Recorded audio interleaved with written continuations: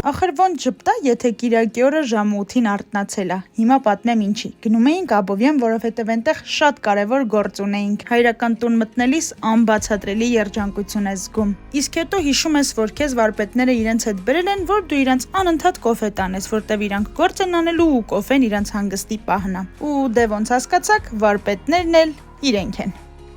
Խոստովանեմ, որ 28 տարեկանում բացահայտեցի, որ բետոն ունենալու համար պետք է սենց 100 գործողություն անել։ Ես գիտեի, թե տենց բետոնը տենց կա։ Չգիտեմ ոնց, բայց կա։ Չգիտեմ, որ սենց խառնում են, լցնում են, նորից են խառնում, քանակ կա դրա համար։ Քանի որ մեր իրենք մի փոքր ուշացան, ես պետք է ներկայացնեի, որ մենք գործիքեսն արել ենք, բայց դա իրականում տենց չէր։ Մի հատ ասա։ Ես տանիքը քեզ պետք է ցի։ Ձեր տանն են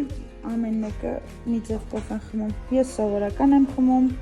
մաման շատ ջրիկ ա խմում, Մերին լրիվ ուրիշ կոֆե ա խմում։ Չնայած որ մենք շատ տարբեր սուրճեր ենք խմում, դա մեզ չի խանգարում, որ վայելենք սուրճի սեղանը ու հավես զրույցները մեր ընտանեկան։ Իսկ հետո մեզ միացան մեր մյուս հարազատները ու մենք վայելեցինք մեր սուրճը ու գարնանային, ավելի ճիշտ արդեն ամառային հրաշք եղանակը։